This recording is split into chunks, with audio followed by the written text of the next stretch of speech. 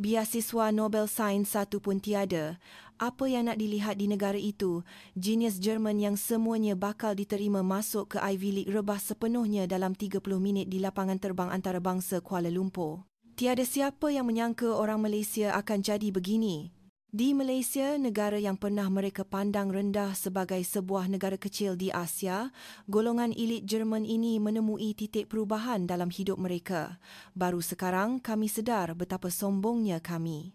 Apakah sebenarnya yang telah mengubah genius-genius terhebat Jerman ini? Kisah mengejutkan selama 7 hari itu bermula sekarang. Selamat sejahtera. Saya Johannes von Reinbach, pelajar tahun akhir di Helmholtz Gymnasium Heidelberg, Jerman.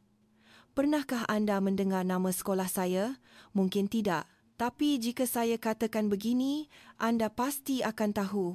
Ia adalah sekolah berprestij terulung di Jerman yang mempunyai kadar kemasukan ke Ivy League sebanyak 85%. Saya sendiri telah menerima tawaran kemasukan awal ke MIT dan rakan-rakan saya juga dijangka akan diterima masuk ke Harvard, Yale dan Stanford. Kami adalah masa depan Jerman, bakat-bakat yang akan memimpin dunia. Namun pada Mac 2024, satu berita yang mengejutkan sampai kepada kami. Semua, malangnya lawatan sambil belajar ke Silicon Valley terpaksa dibatalkan. Dewan menjadi riuh rendah mendengar kata-kata pengetua. Disebabkan masalah bajet, kita akan pergi ke Malaysia sebagai ganti. Malaysia? Valentina bertanya dengan riak muka tidak percaya. Valentina merancang untuk memohon ke Sekolah Perubatan Harvard dan sudah pun menerbitkan sebuah tesis dalam jurnal Nature. Dia seorang genius. Ya, Malaysia. Selama seminggu di Kuala Lumpur? Tunggu sekejap, Alexander mengangkat tangan. Ganti Silicon Valley dengan Malaysia? Apa yang nak kami lihat selain Google dan Apple? Saya juga bingung. Malaysia selain menara berkembar Petronas, apa lagi yang ada? K-pop silap, makanan tempatan, nasi lemak, kata Sofia dengan sinis. Adakah kita pergi untuk lawatan sambil belajar tentang negara berbilang kaum? Jerman kami sudah bersatu 30 tahun lalu. Pengetua mengeluh. Semua, Malaysia juga sebuah negara yang mempunyai banyak perkara untuk dipelajari. Belajar apa? Saya bertanya. Kami ini orang yang akan masuk ke universiti terbaik dunia. Apa yang boleh kami belajar dari Malaysia? Malam itu, asrama kami kecoh. Memang tak masuk akal. Valentina melenting. Saya sibuk siapkan diri untuk temuduga Sekolah Perubatan Stanford dan mereka suruh saya bazirkan masa seminggu di Malaysia. Betul tu. Lebih baik aku guna masa tu untuk siapkan diri bagi pertandingan pengekodan, keluh Alexander. Sofia pula sampai menelefon ibu bapanya. Ayah, sekolah gantikan lawatan ke Silicon Valley dengan Malaysia. Logik tak? Namun keputusan sekolah tidak dapat diubah. Sehari sebelum berlepas kami mengemas barang dengan berat hati. Alah, seminggu je, sekejap saja tu, Valentina mengeluh. Betul, kita anggap saja pergi melancong, kata Alexander sambil mengangkat bahu. Di dalam kapal terbang, saya mencari maklumat tentang Malaysia. KDNK ke 35 dunia pendapatan per kapita sekitar $13,000 AS rekas. Tidaklah teruk, tetapi jika dibandingkan dengan Jerman atau Amerika, masih jauh ketinggalan. Hei, tengok ni, Sofia menunjukkan telefon bimbitnya. Pelajar Malaysia belajar sampai 16 jam sehari. Gila ke apa? Mesti kreativiti mereka sifar. Valentina ketawa sinis. Belajar macam tu pun, satu hadiah Nobel Sains pun tak dapat. Saya bersetuju. Sebab itulah kena belajar dengan efisien macam kita. Buang masa berjam-jam begitu, apa gunanya?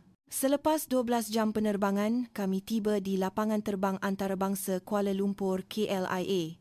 Baiklah, kita cuma perlu bertahan seminggu, kata saya kepada rakan-rakan.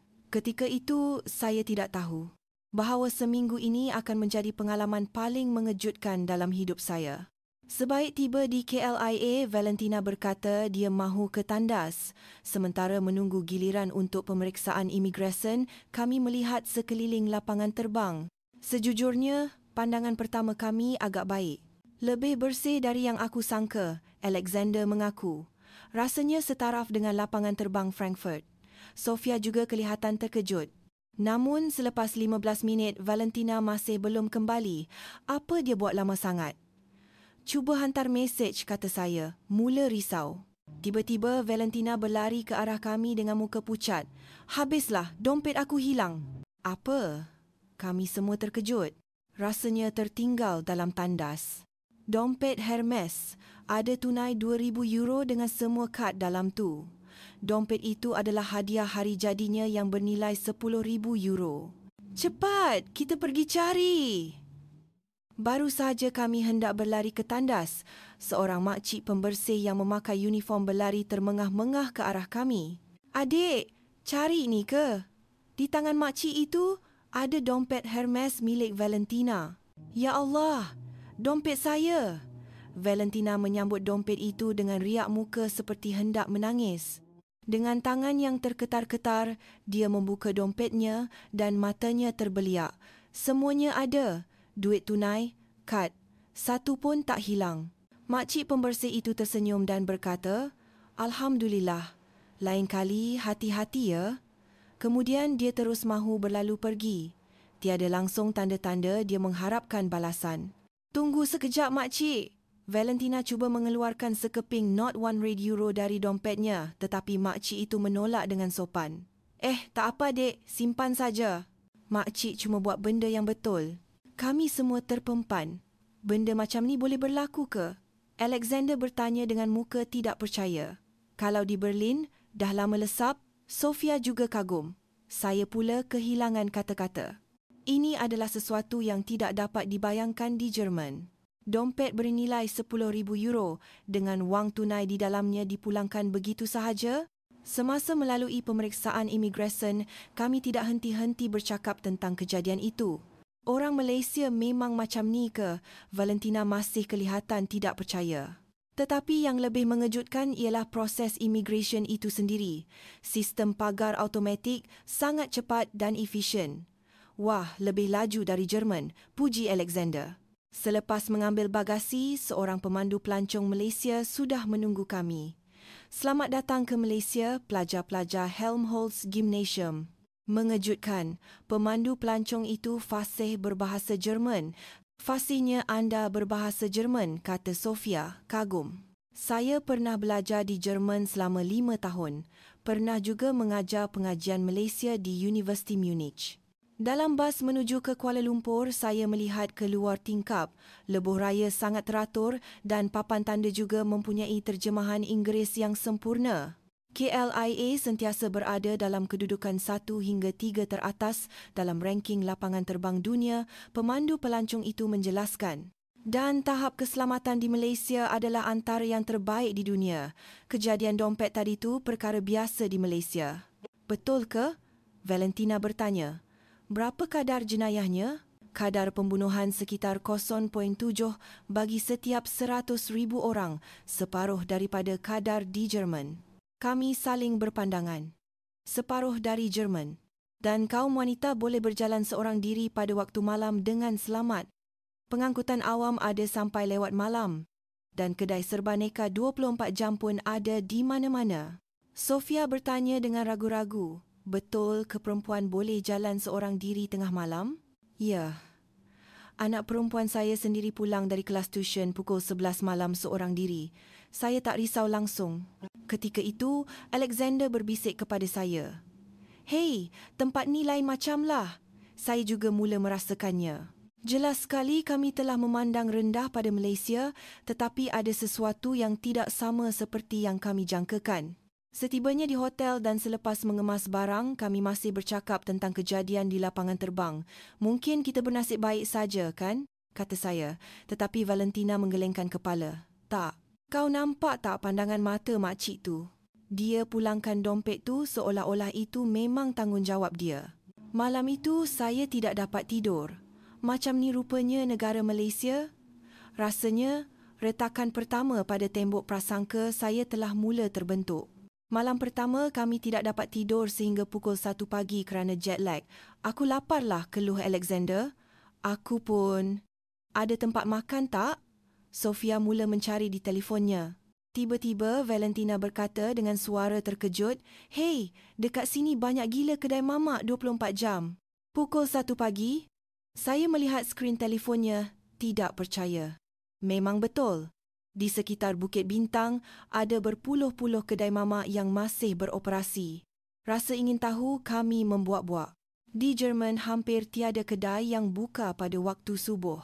Nak pergi tak? Saya mencadangkan. Selamat ke? Bahaya tak? Sofia risau. Saya menghantar mesej kepada pemandu pelancong kami dan dia segera membalas. Tak bahaya langsung. Pergi saja. Jangan risau. Dengan perasaan separuh percaya, kami keluar dari hotel. Sebaik tiba di Bukit Bintang, kami ternganga. Pukul 2 pagi, tetapi jalan-jalan terang benderang seperti siang hari dan orang ramai berjalan dengan tenang. Ini betul ke? Alexander terpegun. Yang lebih mengejutkan ialah ramai wanita berjalan seorang diri. Sambil memakai fon telinga dan melihat telefon, mereka berjalan tanpa rasa bimbang. "Perempuan tu jalan seorang diri," kata Valentina dengan riak tidak percaya. "Di Berlin, ini mustahil." Sofia menggelengkan kepala. Kedai mamak yang kami masuki penuh sesak walaupun sudah pukul 2 pagi. Dan kebanyakannya tengah lepak sambil berbual. Saya terkejut. Memang betul, penuh dengan orang dari pelbagai lapisan masyarakat, pelajar, pekerja, keluarga. Pukul 2 pagi, mereka bersosial. Alexander menggosok matanya. Kami mencari tempat duduk yang kosong. Sambil memesan teh tarik, saya bertanya kepada seorang pekerja, "Sini memang selalu ramai macam ni ke?" "Ya, bang. Hujung minggu lagi ramai. Kami buka 24 jam, jadi santai saja." Valentina melihat sekeliling dan berkata, "Tapi memang rasa selamat. Ramai perempuan." Ketika itu, seorang pelajar universiti tempatan di meja sebelah menegur kami. "Korang orang luar ke? Dari mana?" "Dari Jerman," jawab Sofia. "Oh, Jerman. Saya pun teringin nak pergi sana. Tapi dengar cerita bahaya jalan malam-malam kat sana, betul ke?" Kami saling berpandangan. "Orang Malaysia menganggap Jerman berbahaya?" "Ya. Sebenarnya kena berhati-hati waktu malam," saya mengaku. "Malaysia memang selamat. Saya pun selalu lepak sini sampai lewat malam. Nak jalan balik rumah ambil masa 30 minit pun tak rasa takut langsung." "Seorang diri?" Valentina terkejut. "Mestilah, kat sini semua orang macam tu." Selepas dia kembali berbual dengan rakannya, kami minum teh tarik dalam keadaan terkejut. "Negara ni lain macamlah," kata Alexander dengan serius. Dalam perjalanan pulang ke hotel, kami menyaksikan lebih banyak lagi orang makan mi segera di kedai serbaneka, motosikal penghantar makanan di mana-mana dan bas yang masih beroperasi. "Bandar 24 jam betul-betul wujud rupanya," puji Sofia. Tiba-tiba, Valentina berhenti. "Tengok sana." Di seberang jalan, 2 orang anggota polis sedang membuat rondaan. "Mereka meronda waktu subuh," kata saya. Itu pun satu hal, tapi Valentina menuding ke satu arah. Seorang wanita muda berjalan melepasi polis itu tanpa rasa takut. Di Jerman, walaupun nampak polis pada waktu malam, kami masih rasa tidak selamat. Tetapi di sini, polis benar-benar dilihat sebagai pelindung rakyat. Kembali ke hotel, kami berkumpul di lobi. "Hari ini memang penuh dengan kejutan," kata saya. Bermula dengan dompet di lapangan terbang, Valentina mengangguk. "Dan perempuan berjalan seorang diri tengah malam. Itu paling mengejutkan," tambah Sofia. Alexander berkata dengan serius, "Kita ingat kita datang dari negara maju, tapi dari beberapa sudut tempat ni nampaknya lebih maju." Saya terpaksa mengakuinya. Malam itu, atau lebih tepat pukul 3 pagi, sebelum tidur saya terfikir, Malaysia bukan sekadar negara menara berkembar dan nasi lemak, keselamatan. Bukankah itu petunjuk sebenar tahap kemajuan sesebuah negara? Kejutan apa pula yang menanti esok? Pagi hari kedua, kami dijadualkan melawat Universiti Malaya. "Takkanlah sehebat Harvard atau MIT," kata Alexander dengan yakin. "Mestilah tidak." "Kau dah tengok ranking universiti dunia? Universiti kita nanti semua dalam 10 teratas," tambah Sofia. Namun, sebaik melangkah masuk ke pintu utama UM, kami merasakan sesuatu yang berbeza. Kampusnya sangat luas dan menghijau dan bangunan-bangunannya moden tetapi harmoni dengan alam semula jadi. "Wah, Lebih hebat dari yang aku sangka, Valentina mengakui. Pemandu pelancong membawa kami ke Fakulti Kejuruteraan Makmal Kecerdasan Buatan AI. Selamat datang. Saya Khairul, pelajar tahun 3 Kejuruteraan Komputer. Bahasa Inggeris pelajar yang menyambut kami sangat sempurna. Sebutannya pun seperti penutur asli. Saya akan bawa anda semua melawat makmal. Kalau ada apa-apa soalan, tanya saja. Masuk ke dalam makmal, kami sekali lagi terkejut. Penuh dengan peralatan canggih dan pelbagai projek sedang dijalankan serentak. Ini apa? Alexander bertanya di hadapan sebuah pelayan server gergasi. Ini model bahasa raya yang sedang kami bangunkan, AI khas untuk bahasa Melayu dan bahasa-bahasa serantau. Prestasinya sudah hampir setanding dengan Google atau OpenAI. Pelajar ijazah sarjana muda buat benda macam ni? Saya bertanya, terkejut. Ya, pasukan kami ada 12 orang, semuanya pelajar sarjana muda. Profesor hanya bertindak sebagai penasihat. Ketika itu, Valentina bertanya, boleh kami lawat makmal perubatan? Sudah tentu. Kawan saya pelajar perubatan, saya hubungi dia sekejap. 30 minit kemudian, kami berada di makmal Fakulti Perubatan UM. Pelajar yang menyambut kami ialah Siti, pelajar tahun 2 perubatan. Ini makmal penyelidikan penyakit tropika. Pernah baca tesis yang kami terbitkan dalam jurnal The Lancet tahun lepas? Mata Valentina membulat. Itu kajian dari UM ke? Saya ada rujuk tesis tu. Oh, ya ke? Awak buat kajian apa? Apabila mereka berdua mula berbual secara profesional, riak muka Valentina menjadi semakin serius. Tahap pengetahuan pelajar Malaysia itu langsung tidak kurang hebatnya. Nak makan tengah hari bersama? Boleh kita sambung berbincang di kafe pelajar, cadang Siti. Sambil berjalan ke kafe, kami melihat lebih banyak kawasan kampus. Perpustakaannya dibuka 24 jam dan di merata tempat, kelihatan pelajar sedang berbincang. Di kafe, beberapa lagi pelajar UM menyertai kami. Pelajar dari Fakulti Perniagaan, Sains Politik, Fizik, pelbagai jurusan. Dengar cerita dari Jerman. Ya? Nak berdebat dengan kami? Cadang seorang pelajar Sains Politik bernama Aiman. Boleh juga. Topik apa? Jawab Sofia dengan yakin. Bagaimana dengan masa depan ASEAN dan kemungkinan pembentukan blok kerjasama Asia? Sebaik sahaja perdebatan bermula, kami mula rasa cemas. Logik dan pengetahuan pelajar Malaysia ini bukan calang-calang. ASEAN bermula dari integrasi politik, manakala EU bermula dari ekonomi. Oleh itu, pendekatannya perlu berbeza kerana kepelbagaian budaya di Asia jauh lebih besar, Aiman menjelaskan dalam bahasa Inggeris yang fasih. Tapi integrasi Eropah yang diterajui Jerman pun akhirnya gagal menyelesaikan masalah jurang antara negara utara dan selatan, kan? Seorang pelajar perniagaan bernama Liana membalas dengan tajam. Sofia cuba membantah, tetapi hujah pihak lawan sangat kukuh. Malah, mereka menyerang dengan data dan contoh yang spesifik. 1 jam kemudian, apabila perdebatan tamat, kami sebenarnya telah tewas sepenuhnya. Seronok berdebat dengan kamu semua. Pelajar Jerman memang hebat, kata Aiman sambil tersenyum, tetapi kata-katanya membuat kami lebih terasa tercabar. Dalam perjalanan pulang ke bas, seorang pelajar fizik, Shuresh, bertanya kepada saya, awak akan ke MIT, kan? Saya pun bercadang nak mohon program PhD di sana tahun depan. Boleh bagi nasihat sikit? Oh, ya. Tapi, kenapa tak buat PhD di Malaysia? Saya bertanya. Saya nak habiskan sarjana di sini dulu. Profesor di sini pun hebat-hebat. Terutamanya dalam bidang teknologi semikonduktor, ada beberapa bahagian yang Malaysia lebih ke hadapan.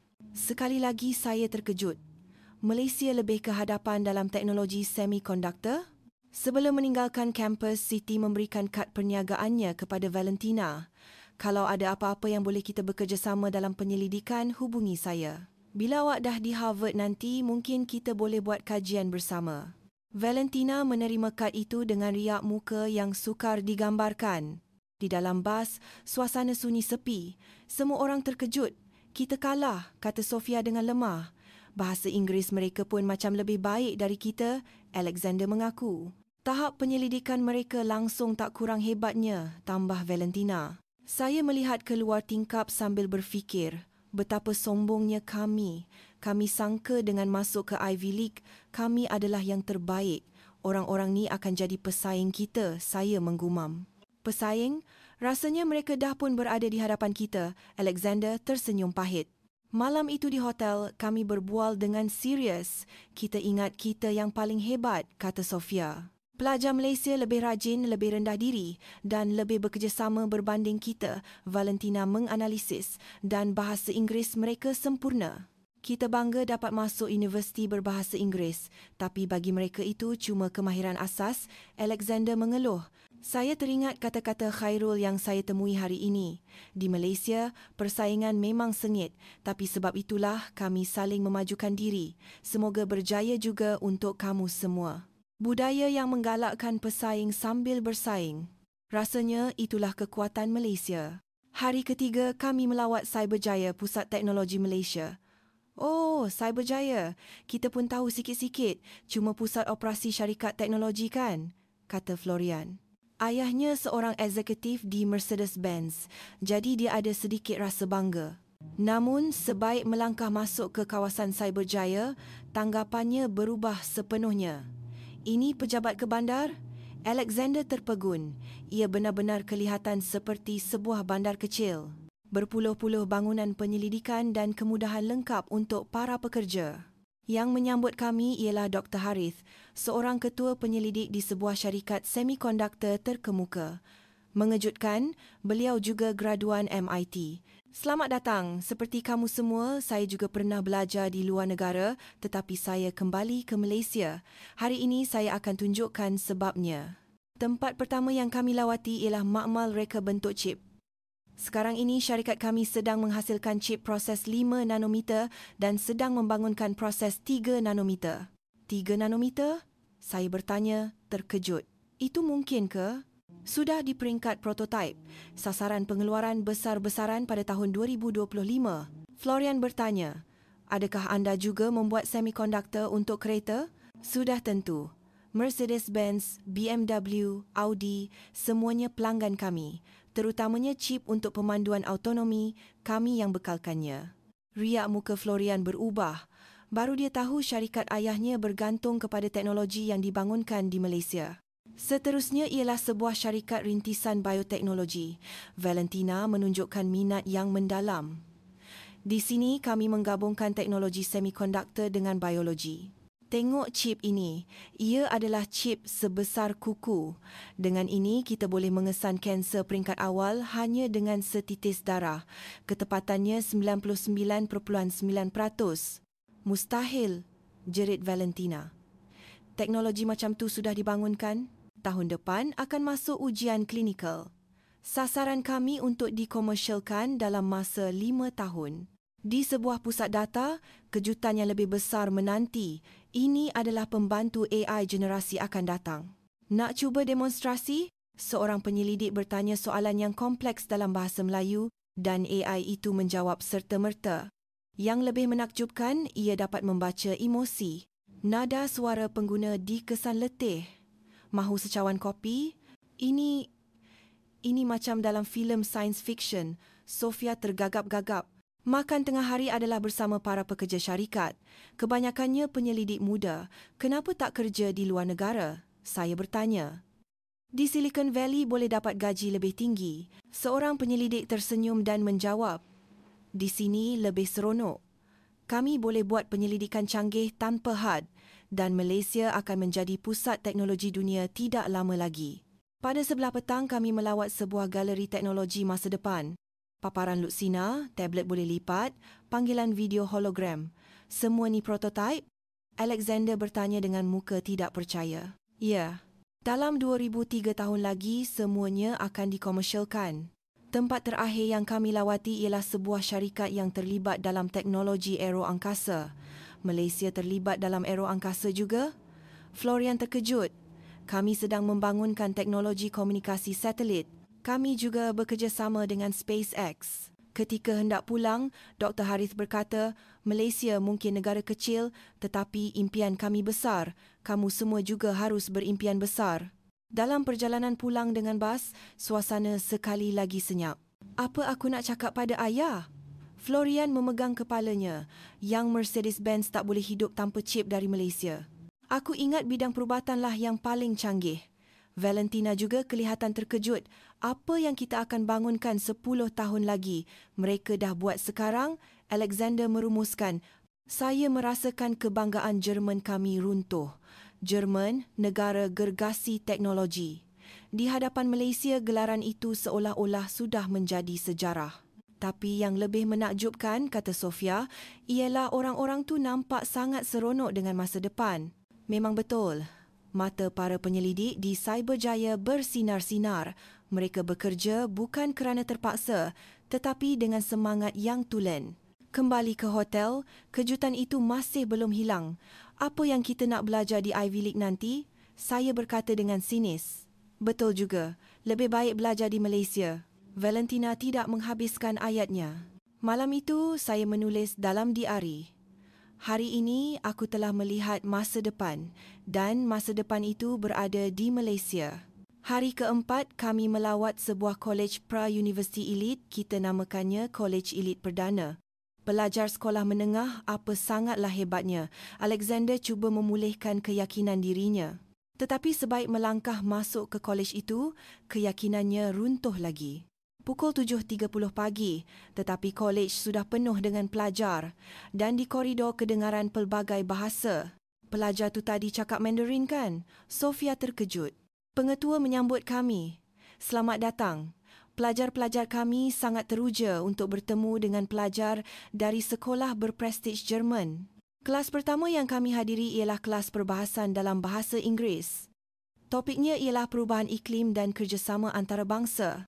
Seorang pelajar Malaysia bangun dan memulakan pembentangan.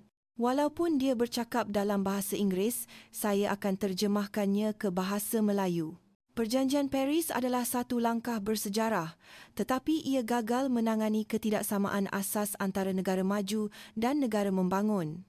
Bukan sahaja sebutannya sempurna, tetapi hujah logiknya yang lebih mengejutkan. Tahapnya seperti pelajar paskasiswazah. Berapa umur pelajar tu? Valentina berbisik. Omari Apulanya berbisik. Omari Apulan. 17 tahun, jawab seorang guru di sebelah. Apabila perbahasan bermula, kami lebih terkejut. Para pelajar berbahas menggunakan campuran bahasa Inggeris, Melayu dan Mandarin.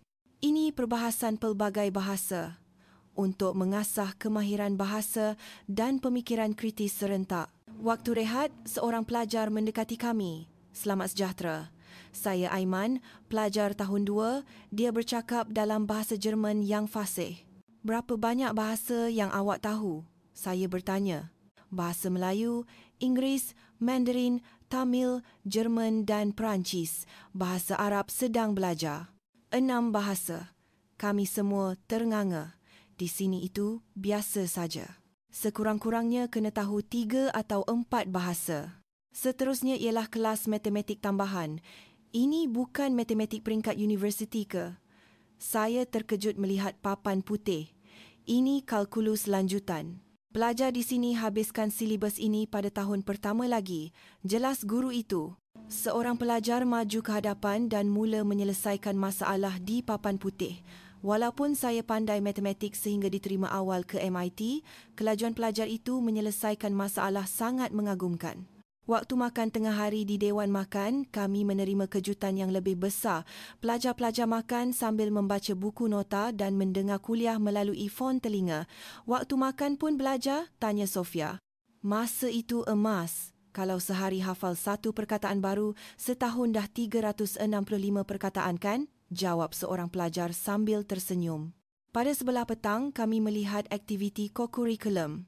Kelab Sains sedang menjalankan eksperimen peringkat universiti dan Kelab Debat sedang membuat simulasi persidangan PBB.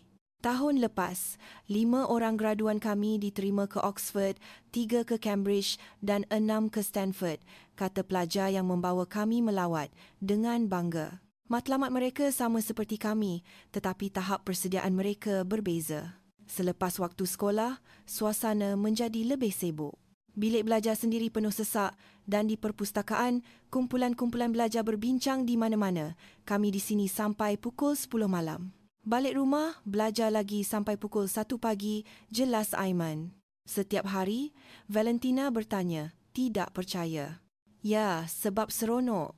Seronok belajar benda baru. Ketika itu, seorang pelajar perempuan mendekati kami. Maaf, adakah anda Valentina yang menerbitkan tesis dalam jurnal Nature? Macam mana awak tahu? Saya dah baca. Kajian sel stem awak sangat menarik. Saya pun nak masuk bidang perubatan, boleh saya tanya beberapa soalan? Seorang pelajar sekolah menengah membaca dan memahami tesis Nature. Sebelum meninggalkan kolej, Aiman berkata kepada kami, mungkin kamu semua fikir pelajar Malaysia hanya tahu belajar, tapi kami belajar untuk membina dunia yang lebih baik. Semoga berjaya juga untuk kamu semua. Di dalam bas, kami terdiam. Masa umur macam dia orang, kita buat apa? Alexander menggumam. Main permainan video, pergi parti, Florian menjawab dengan malu. 5 tahun dari sekarang budak-budak tu. Sofia tidak menghabiskan ayatnya. Akan jadi pesaing sebenar kita? Saya menyambung. Valentina berkata dengan serius, kita ingat kita ni genius. Tapi di sini, ada beratus-ratus budak macam tu. Malam itu, buat pertama kalinya saya berasa takut. Sistem pendidikan Jerman yang kami banggakan kelihatan pudar di hadapan semangat Malaysia. Bagaimana kami mahu bersaing dengan mereka? Tidak. Satu soalan yang lebih penting muncul. Mengapa sebenarnya kami belajar? Hari kelima kami melawat Melaka, sebuah bandar bersejarah. Lawatan sejarah. Ya, kata Florian dengan sinis, kita dah bersatu 35 tahun lepas. Tetapi sebaik tiba di Bandar Hilir, suasananya berbeza. Berat dan penuh dengan sejarah. Pemandu pelancong kami menjelaskan Melaka adalah tempat lahirnya Malaysia moden. Ia pernah dijajah oleh Portugis, Belanda dan British. Sejarahnya penuh dengan perjuangan. Berdiri di atas Bukit St. Paul melihat Selat Melaka, ia terasa seperti berada di dunia lain. Di sinilah semuanya bermula. Sofia bertanya seolah-olah tidak percaya. Ya, sebuah kesultanan yang agung, kemudian dijajah selama lebih 400 tahun. Tetapi kami bangkit semula. Ketika itu kami melihat seorang datuk tua sedang memandang ke arah laut dengan sayu. Pemandu pelancong kami menjelaskan dengan perlahan, mungkin dia sedang mengenang zaman dulu. Generasi datuk nenek kita melalui zaman perang dan perjuangan kemerdekaan. Valentina mendekati datuk itu dan bertanya dalam bahasa Inggeris, adakah datuk baik-baik saja? Mengejutkan, datuk itu menjawab dalam bahasa Jerman yang lancar. Terima kasih, cucu ni dari Jerman ya? Ya, macam mana datuk tahu berbahasa Jerman? Masa muda dulu, Datuk pernah bekerja di Jerman sebagai jurutera. Duit itulah Datuk guna untuk sekolahkan anak-anak. Datuk itu menyambung ceritanya. Datuk saksikan sendiri bagaimana Jerman Timur dan Barat bersatu. Kami di Malaysia juga melalui proses penyatuan yang berbeza. Penyatuan pelbagai kaum dan budaya menjadi satu negara. Jerman bersatu semula. Kami pula membina negara dari awal. Pada saat itu, kami tidak dapat berkata apa-apa. Bagi kami, penyatuan Jerman adalah sesuatu yang biasa, tetapi di sini, membina sebuah negara majmuk adalah satu impian yang diperjuangkan. Sambil berjalan ke Muzium Sejarah, pemandu pelancong berkata, tapi yang menakjubkan, dalam keadaan yang kompleks ini, Malaysia berjaya menjadi antara ekonomi terbesar di Asia Tenggara. Macam mana? Saya bertanya. Walaupun kami sebuah negara muda dengan pelbagai cabaran, semangat untuk maju menjadi pendorong kami. Bahan-bahan pameran di muzium sangat mengejutkan. Pada tahun 1957, pendapatan per kapita negara ini sangat rendah, setaraf dengan negara-negara termiskin. Ini betul ke? Alexander bertanya, tidak percaya. Ya, tetapi sekarang sudah melebihi $13,000 AS records. Gambar Kuala Lumpur pada tahun 1960-an hanyalah sebuah pekan yang berlumpur. Tetapi Kuala Lumpur yang kami lihat adalah sebuah metropolis ultramoden. Jerman pun bangkit selepas perang. Tapi Florian terdiam. Jerman menerima bantuan besar melalui rancangan Marshall, pemandu pelancong menjelaskan. Malaysia pula membangun dengan usaha sendiri. Melihat keharmonian antara gereja, masjid, kuil Cina dan kuil Hindu yang terletak berdekatan, kami lebih terkejut. Hidup dalam ancaman perbezaan tetapi masih boleh membina masa depan bersama, Sofia memuji. Ketika itu, kami terserempak dengan seorang pegawai tentera Malaysia. Mengejutkan, beliau juga graduan Universiti Malaya. Kenapa anda berkhidmat dalam tentera? Valentina bertanya. Seseorang mesti menjaga negara ini supaya orang lain dapat mengejar impian mereka dengan aman. Kata-katanya sekali lagi membuat kami berasa malu. Kami hanya memikirkan kejayaan peribadi, tetapi mereka memikirkan tentang komuniti. Dalam perjalanan pulang, pemandu pelancong kami berkata sesuatu yang bermakna. Orang Malaysia selalu berkata, kalau dalam keadaan sekarang pun kita boleh capai sejauh ini, bayangkan betapa hebatnya kita jika kita terus bersatu padu. Kalau terus bersatu, Malaysia pasti akan jadi lebih hebat, saya mengakui. Ya, kekuatan kami datang dari kepelbagaian. Apabila tenaga dari semua kaum digabungkan, sinerginya akan lebih besar daripada penyatuan Jerman. Kembali ke hotel, kami mengadakan perbincangan yang serius. Kita anggap penyatuan Jerman itu biasa saja, Florian merenung. Malaysia pula, dengan kepelbagaiannya, membangun lebih pantas dari yang kita sangka, Alexander mengakui. Mungkin Sofia berkata dengan berhati-hati kerana kita tidak menghadapi krisis, kita menjadi terlalu selesa. Malam itu, saya teringat akan datuk yang kami temui di Melaka bekerja di Jerman untuk menyekolahkan anak-anaknya. Dan anak-anak itulah yang membina Malaysia hari ini. Apakah kekuatan yang sebenar? Bukan keangkuhan dalam keselesaan, tetapi semangat untuk bangkit dari kesusahan. Itulah kekuatan sebenar, bukan? Hari ke-6, kami melawat sebuah hub syarikat rintisan di Kuala Lumpur. Syarikat rintisan, bukankah kebanyakannya akan gagal? Kata Florian dengan ragu. Di Jerman, budaya mementingkan kestabilan, jadi ramai yang lebih suka bekerja di syarikat besar berbanding memulakan perniagaan. Tetapi sebaik melangkah masuk ke bangunan itu, suasananya berbeza. Penuh bertenaga dan semangat anak-anak muda sangat terasa. Selamat datang, saya Khairil, pengurus pemecut di sini. Pengurus muda berusia 28 tahun. Hari ini anda akan bertemu dengan 2 syarikat berstatus unicorn. Unicorn? Valentina terkejut. Malaysia ada unicorn? Sekarang ada 5 dan bilangannya terus bertambah. Syarikat pertama ialah platform e-dagang. Hai, saya pengasasnya Aizat, umur 26 tahun. Pengasas unicorn berumur 26 tahun? Saya bertanya, terkejut. Saya mulakan syarikat ini semasa tahun 3 di universiti. Sekarang kami ada 300 pekerja dan nilai syarikat ialah $1.5 bilion AS Rekas. Dia menunjukkan demonstrasi, sebuah platform yang menghubungkan pengeluar produk tempatan terus kepada pasaran antarabangsa. Ini lebih cekap daripada Amazon untuk pasaran serantau, Alexander terpegun. Betul. Terutamanya untuk pasaran Asia Tenggara, kami yang terbaik. Tahun depan kami merancang untuk disenaraikan di Nasdaq. Sofia bertanya, bagaimana awak dapat idea ini? Saya lihat ramai pengusaha kecil tempatan sukar untuk menjual produk mereka ke luar negara. Saya mahu selesaikan masalah itu. Syarikat kedua ialah syarikat teknologi kewangan fintech. Saya CEO Yasmin, umur 31 tahun. Syarikat ini buat apa? Valentina menunjukkan minat. Kami membangunkan aplikasi e-dompet yang memudahkan transaksi tanpa tunai untuk semua orang, termasuk mereka yang di kawasan luar bandar. Dia adalah graduan perbankan dari sebuah universiti tempatan yang menolak tawaran kerja di bank besar untuk memulakan syarikatnya sendiri. Tolak kerja di bank besar? Valentina terkejut.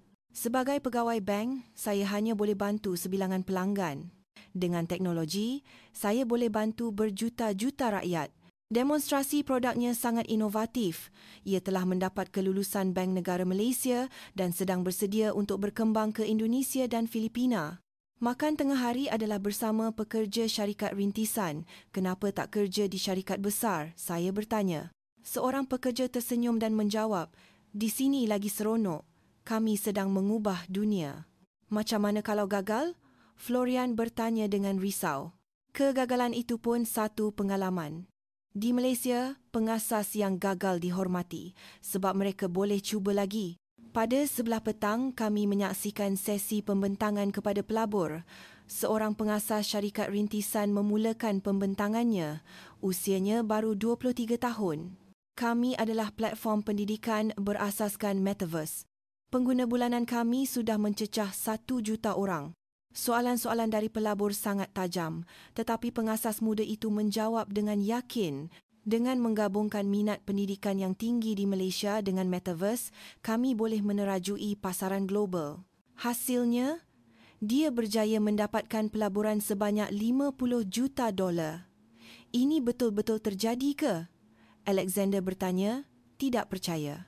Pengurus Khairil menjelaskan orang Malaysia tidak takut untuk mencuba, terutamanya generasi muda, mereka memilih pertumbuhan berbanding kestabilan.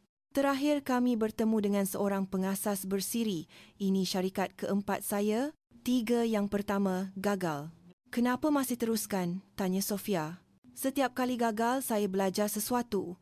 Dan masyarakat Malaysia menyokong percubaan semula. Syarikat keempatnya kini mencatatkan jualan tahunan melebihi $100 juta.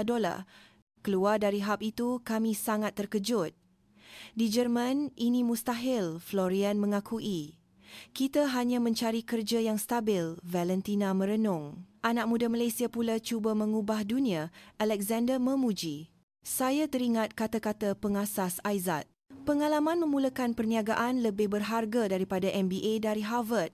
Kita belajar perkara sebenar bila kita lakukannya sendiri. Malam itu kami berbincang dengan serius. Apa sebenarnya yang kita kejar? Saya bertanya. Universiti yang bagus, kerja yang bagus, jawab Sofia, tetapi kedengaran tidak yakin. Itu saja. Selepas itu, Valentina menyambung. Tiada siapa yang dapat menjawab. Anak-anak muda di Malaysia sedang merealisasikan impian mereka, manakala kami hanya mengikut jalan yang telah ditetapkan oleh orang lain. Mungkin, Florian berkata perlahan, kitalah yang sebenarnya tewas. Malam itu saya membuat keputusan. Ijazah MIT bukan matlamat utama, tetapi apa yang akan saya lakukan dengannya. Apa yang Malaysia ajarkan kepada saya bukanlah teknologi, tetapi sikap, keberanian untuk mencuba, semangat untuk tidak takut gagal. Bukankah itu wajah sebenar sebuah negara maju? Pada pagi hari ke-7, kami melawat Dataran Merdeka. Lawatan lagi, Alexander kelihatan tidak bersemangat. Kami sudah terlalu banyak menerima kejutan sehingga terasa letih. Tetapi sebaik melangkah ke Dataran Merdeka, suasananya berbeza.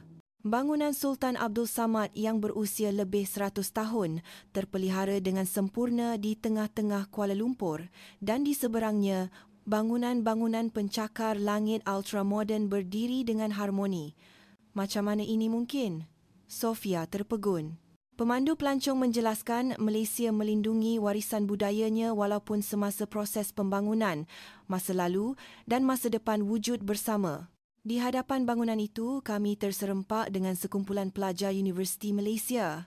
Mereka sedang belajar tentang seni bina tradisional. Kenapa belajar seni bina tradisional? Florian bertanya. Bukankah seni bina moden lebih praktikal? Seorang pelajar tersenyum dan menjawab. Di dalam tradisi, ada masa depan.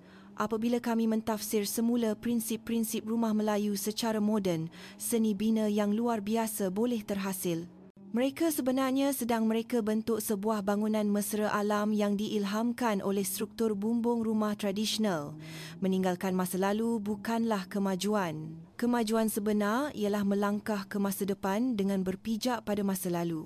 Dari Dataran Merdeka, kami menuju ke pusat seni di sekitar bandar. Sebaik tiba, satu lagi kejutan menanti. Ini bangunan ke kapal angkasa. Florian ternganga melihat reka bentuk sebuah galeri seni moden. Di dalamnya, kami lebih terpegun. Di satu ruang pameran sedang berlangsung pertunjukan fashion yang mentafsir semula baju kebaya secara moden. Di sudut lain, bengkel mencanting batik menggunakan perisian digital sedang dijalankan. Ini pertemuan tradisi dan kemodenan, jelas seorang kurator. Kami bertemu dengan seorang pereka. Karyanya sangat mengagumkan. Dia mengubah corak songket menjadi seni digital. Kami juga menjualnya sebagai NFT. Corak tradisional sebagai NFT, Alexander terkejut. Ya, Ia sudah popular di kalangan pengumpul seni di New York. Ini cara kami memperkenalkan keindahan Malaysia kepada dunia. Naik ke sebuah taman atas bumbung, kami dapat melihat seluruh bandar Kuala Lumpur. Tengok sana, pemandu pelancong menunjuk. Perkampungan tradisional Melayu bersebelahan dengan hutan konkrit KLCC, ia pemandangan yang sangat unik. Bumbung zinc dan bangunan kaca wujud bersama. Berlin pun ada sejarah, tapi Sofia terdiam. Tidak seharmoni ini, saya menyambung. Di sebuah pasar seni, kami bertemu dengan seorang pengukir. Ini teknik ukiran kayu tradisional tapi saya gabungkan dengan pemotongan laser. Karyanya kelihatan tradisional tetapi moden. Inilah gaya Malaysia, katanya dengan bangga. Dalam perjalanan pulang, kami berfikir panjang. Jerman juga berbangga dengan sejarahnya, Florian memulakan. Tapi ia hanya terkurung di dalam muzium, Valentina menyambung. Malaysia pula membawa sejarah ke masa kini, Alexander merumuskan. Saya berpendapat apa yang kami lihat hari ini menunjukkan identiti Malaysia, menghormati masa lalu tetapi tidak terikat padanya, menuju ke masa depan tetapi tidak melupakan akarnya. Inilah kuasa budaya yang sebenar, Sofia mengakui. Malam itu saya menulis dalam diari, Malaysia adalah negara di mana pengembaraan masa menjadi mungkin. Satu kaki berpijak di masa lalu, satu kaki di masa depan tetapi tidak pernah goyah. Esok kami akan pulang ke Jerman, tetapi saya sudah menjadi orang yang berbeza. Pada malam terakhir kami pergi ke Bukit Bintang. Bukit Bintang, bukan itu kawasan pelancong ke? Florian bertanya. Betul. Tapi sekarang ia adalah tempat paling antarabangsa di Kuala Lumpur, jelas pemandu pelancong. Sebaik melangkah ke Jalan Alor, kami benar-benar terkejut. Bahasa Melayu, Inggeris, Arab, Perancis, Mandarin, pelbagai bahasa kedengaran dan orang dari pelbagai bangsa bergaul mesra. Macam ibu pejabat PBB, Sofia ketawa. Kami makan malam di sebuah restoran Arab. Pemiliknya berasal dari Pakistan tetapi fasih berbahasa Melayu. Saya dah 15 tahun di Malaysia. Sekarang, inilah kampung halaman saya. Hidup di Malaysia susah tak? Valentina bertanya. Mula-mula memang susah. Tapi orang Malaysia sangat mesra menerima saya. Sekarang saya dah jadi warga negara Malaysia. Sambil menunggu makanan, saya melihat keluar tingkap. Seorang lelaki berketurunan Afrika berjalan bersama isteri Melayunya dan anak mereka. Banyak perkahwinan campur ke? Florian bertanya. Ya, terutamanya di Kuala Lumpur. Malaysia sedang pesat menjadi sebuah masyarakat majmuk. Selepas makan, kami berjalan-jalan. Kedai roti Perancis, kedai kebab Turki, kedai takoyaki Jepun dan gerai nasi lemak Melayu terletak bersebelahan. Rasanya lebih pelbagai dari Kreuzberg di Berlin, Alexander mengakui. Kami masuk ke sebuah kafe gaya Skandinavia. Pemiliknya orang Sweden. Macam mana awak boleh datang ke Malaysia? Sofia bertanya. Isteri saya orang Malaysia. Kami bertemu di Stockholm, kahwin dan menetap di sini. Saya tak menyesal. Dia berkata dinamisme dan peluang di Malaysia sangat menarik. Eropah terlalu statik. Malaysia pula berubah dan berkembang setiap hari. Berjalan lagi, kami menemui sebuah masjid. Ada masjid di sini? Valentina terkejut. Ya, kebebasan beragama dijamin. Gereja, kuil dan masjid wujud bersama. Di sebuah taman berdekatan, orang dari pelbagai negara bersukan bersama.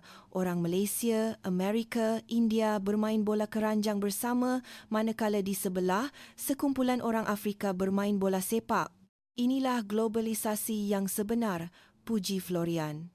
Ketika itu, seorang pemuda Malaysia mendekati kami. Dari Jerman ke? Selamat datang. Saya suka sangat budaya Jerman. Dia menguruskan sebuah kafe pertukaran budaya antarabangsa di situ. Setiap Jumaat, kami ada sesi pertukaran bahasa. Orang Malaysia belajar bahasa asing, orang asing belajar bahasa Melayu. Orang Malaysia begitu berminat dengan budaya asing ke? Saya bertanya. Sangat, terutamanya generasi muda, mereka sangat terbuka. Mereka suka meraihkan dan belajar dari perbezaan. Kami pergi ke kafenya dan memang benar, pelbagai orang berkumpul di situ.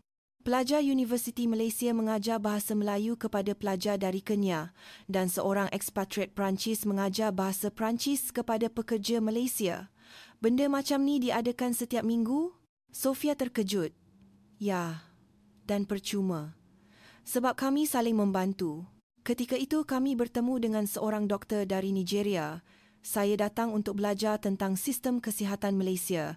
Saya mahu aplikasikannya di Afrika. Adakah anda didiskriminasi di Malaysia? Valentina bertanya dengan berhati-hati. Kadang-kadang ada. Tetapi kebanyakan orang Malaysia sangat baik. Terutamanya bila mereka tahu saya seorang doktor, mereka sangat hormat. Ketika meninggalkan Bukit Bintang kami banyak berfikir. Jerman pun masyarakat majmuk, tapi Florian memulakan ayatnya. Tidak seharmoni ini, Alexander menyambung. Malaysia benar-benar berubah dengan pantas, Valentina merumuskan. Saya berpendapat Bukit Bintang yang kami lihat malam ini menunjukkan masa depan Malaysia, sebuah masyarakat terbuka yang memelihara tradisi sambil menerima kepelbagaian. Kami bangga Berlin adalah pusat Eropah, Sofia tersenyum pahit. Kuala Lumpur pula sedang menjadi pusat Asia, saya mengakui. Dalam perjalanan pulang ke hotel, pemandu pelancong kami memberikan kata-kata terakhir. Malaysia tidak sempurna, banyak juga masalahnya. Tetapi kami sentiasa berusaha untuk menjadi lebih baik. Itulah kekuatan Malaysia. Esok kami akan berangkat. Tetapi di satu sudut hati saya, Malaysia sudah mendapat tempat bersama dengan harapan untuk kembali suatu hari nanti. Pagi hari terakhir semasa mengemas barang, kami semua berasa berat hati. Dah seminggu berlalu, Sofia mengeluh. Seminggu? Rasa macam sebulan, Alexander ketawa. Memang betul, setiap hari adalah rentetan kejutan. Di dalam bas menuju ke lapangan terbang, kami mula merumuskan perjalanan ini. Apa yang paling mengejutkan kau? Saya bertanya. Semuanya, jawab Florian dengan tegas. Bermula dari dompet yang dijumpai, semuanya di luar jangkaan. Valentina berkata dengan serius, bagi aku, semangat pelajar Malaysia yang paling mengagumkan. Mereka jauh lebih rajin, lebih rendah diri dan impian mereka lebih besar. Betul, tambah Sofia. Setibanya di KLIA, kami terkejut melihat beberapa orang datang untuk mengucapkan selamat tinggal. Khairul dan Siti dari UM serta Aiman dari Kolej Elit Perdana. Kamu semua betul-betul datang, kata Valentina, terharu. Mestilah. Kawan nak berangkat pulang, kata Khairul sambil tersenyum. Siti memberi kami hadiah kecil. Ini wau bulan, layang-layang tradisional, simbol harapan yang tinggi. Aiman pula memberi kami surat yang ditulis dalam bahasa Jerman. Nanti dah balik Jerman, jangan lupa hubungi kami. Kalau saya sambung belajar di sana nanti, tolong saya pula ya. Sudah tentu, jawab saya dengan ikhlas. Sambil menghabiskan masa terakhir di kafe lapangan terbang, kami banyak berbual. Jujurnya, pada mulanya kami pandang rendah pada Malaysia, saya mengaku. Kami tahu, Khairul tersenyum seolah-olah memahami. Orang luar tak banyak tahu tentang Malaysia. Tapi sekarang dah berbeza, kata Florian dengan serius. Sekarang saya faham kenapa Malaysia sebuah negara maju. Siti berkata dengan penuh makna, bukan hanya kerana teknologi atau ekonomi. Sikap rakyatnya lah yang menjadikan sesebuah negara itu maju. Betul, Valentina mengangguk.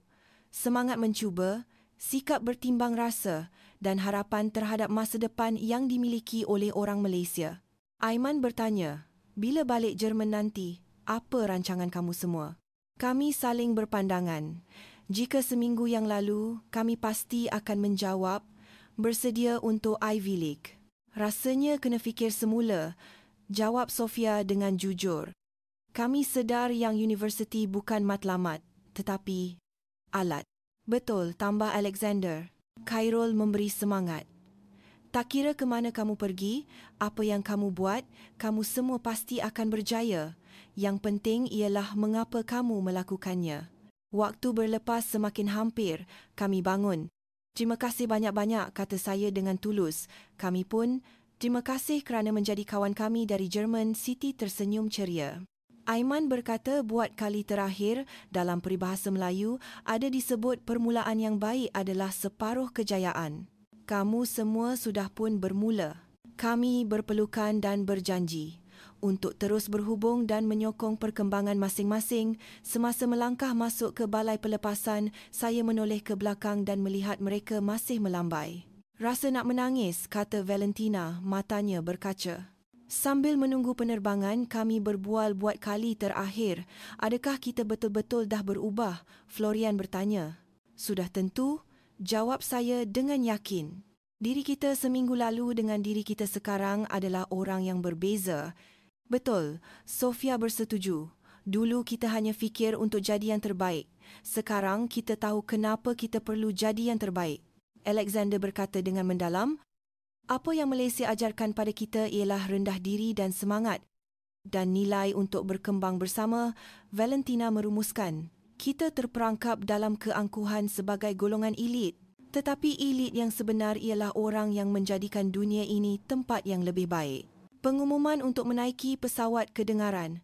Sambil melangkah masuk, kenangan selama seminggu ini bermain di fikiran saya. Makcik pembersih di KLIA Bukit Bintang pada waktu subuh, perdebatan dengan pelajar UM, teknologi masa depan di Cyberjaya, pelajar yang bersemangat di Kolej Elit Perdana, sejarah berat di Melaka, syarikat rintisan yang berani dan Kuala Lumpur di mana masa lalu dan masa depan wujud bersama. Aku akan rindukan Malaysia, saya menggumam. Rindu saja? Florian bertanya sambil tersenyum. Atau kita akan jadi seperti Malaysia? Sudah tentu yang kedua, kami semua menjawab serentak. Ketika pesawat berlepas, saya melihat tanah Malaysia yang semakin mengecil dari tingkap. Ini bukan perpisahan. Ini adalah permulaan yang baru. Apabila kami kembali ke Jerman, kami akan hidup dengan cara yang berbeza. Lebih rendah diri, lebih bersemangat dan dengan impian yang lebih besar. Hadiah terbesar yang Malaysia berikan kepada kami ialah perspektif baru, cara melihat dunia, sikap memandang masa depan dan makna berkembang bersama. Terima kasih Malaysia, saya berbisik dalam hati. Sehingga kita bertemu lagi apabila kami sudah menjadi versi diri kami yang lebih baik.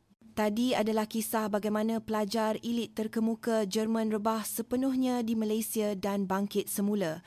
Bagaimana mereka yang pada mulanya sombong belajar erti rendah diri yang sebenar dan menyedari nilai kerjasama bukan persaingan dalam perjalanan selama seminggu ini. Kita juga kadang-kadang melihat dunia melalui cermin mata prasangka.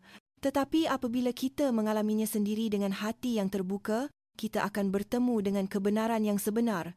Semoga kisah ini memberikan anda perspektif baru.